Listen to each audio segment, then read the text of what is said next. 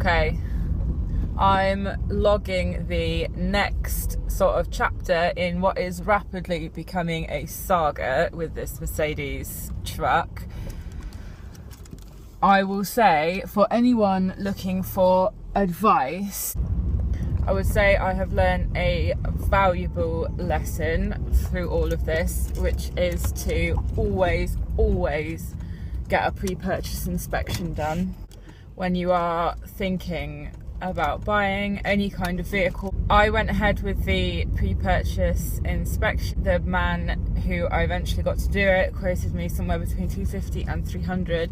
He actually sent me the invoice yesterday and it's a little bit less than that, so the total amount for the checks is going to be £216, and I have never spent a better £216 in my life, because they uncovered some very interesting things with the lorry, which I was told is serviced every 6 weeks, and I'm surprised that it wasn't picked up on in the services, and certainly in the last MOT, which was only in October, so only a few months ago.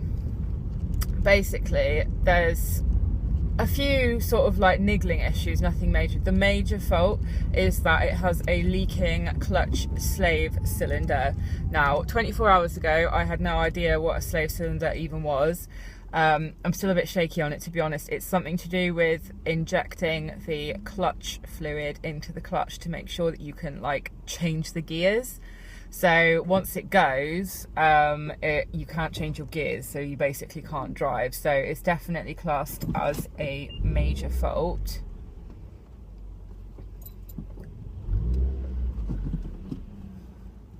It's definitely classed as a major fault, and it's going to need repairing fairly urgently, potentially before it's driven down to Devon for me by whoever is going to do that. Not that I've actually managed to get anyone yet.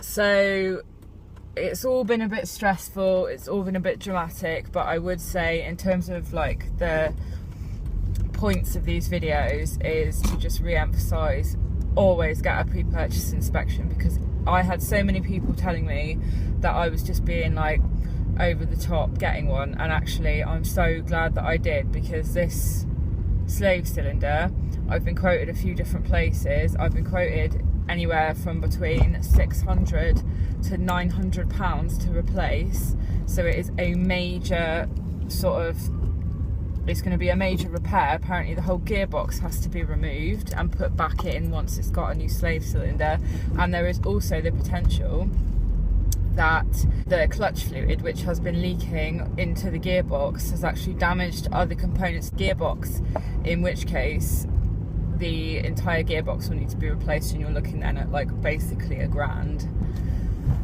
of repair work. So it's not a small job, and in light of that, I made the seller an offer which I consider to be what I can afford.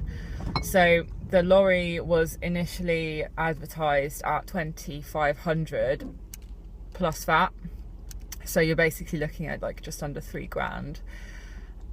I made an offer of £2,000, which I think is a fair price, because I wasn't going to offer him the asking price on the lorry anyway. I was going to offer somewhere in the region of £2,500 including VAT.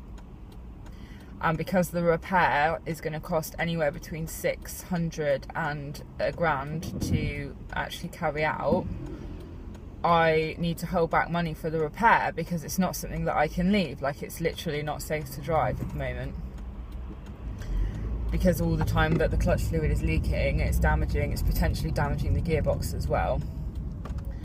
So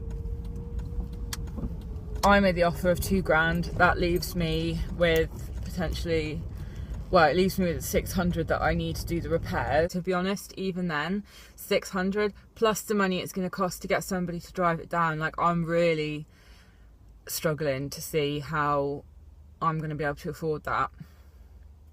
The only reason I'm still pursuing it, because I did have a thought when I found out what a major fault it was, I did have a thought of like, maybe I should just walk away. But the only reason that I'm sort of sticking with it at the moment and have bothered to make an offer is because there's a part of me that thinks, well, better the devil you know. at least with this truck, it does have a major fault, but I know what that fault is. And I've also already paid out £216 to get the inspection, which has told me what I need to know to make sure that, you know, I know what I'm buying, basically.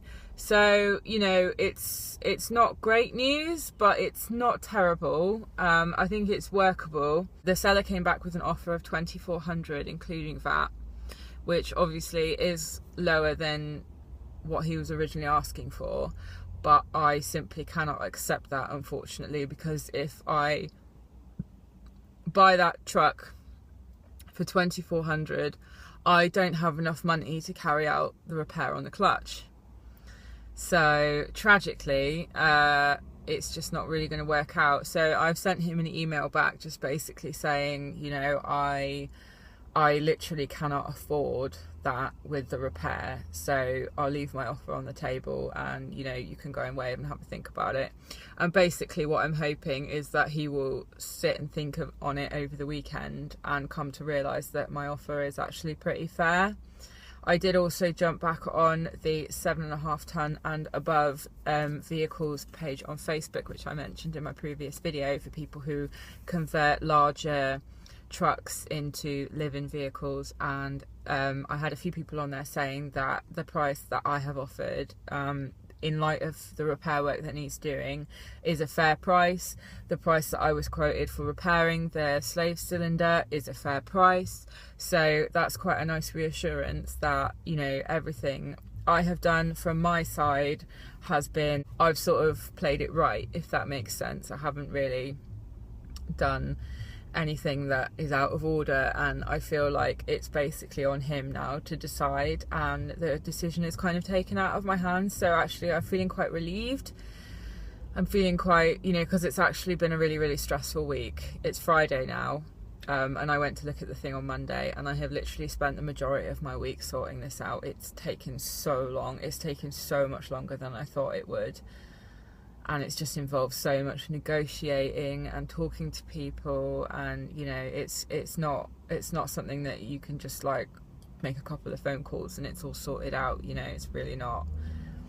So yeah, basically that's the situation now, and I'm kind of just waiting to see if I hear back. I've accepted the possibility that I might not hear back from him now, but, you know, I still feel like it was £216 well spent on the inspection, because if I had not done that and I had driven it, the first likelihood is that I would have carried on driving it and damaged the gearbox enough to need replacing the entire gearbox. So that's like instantly over £1,000 of repairs. Or the other possibility is that, you know, I would have paid up, like, sometimes, you know, maybe up to like £2,600, £2,700 for a truck, got it down here, and then gone, uh-oh, now where am I going to find £600 to do this clutch repair, and literally not been able to, you know, carry on my conversion because I don't have the money for that kind of repair. So, you know, regardless of the, you know, what eventuality, I am glad that I know now what the issue is, and I'm glad that I spent that money, even if it's literally like £216 down the drain. And actually it's not down the drain, because I have learned so much on you know, over this week.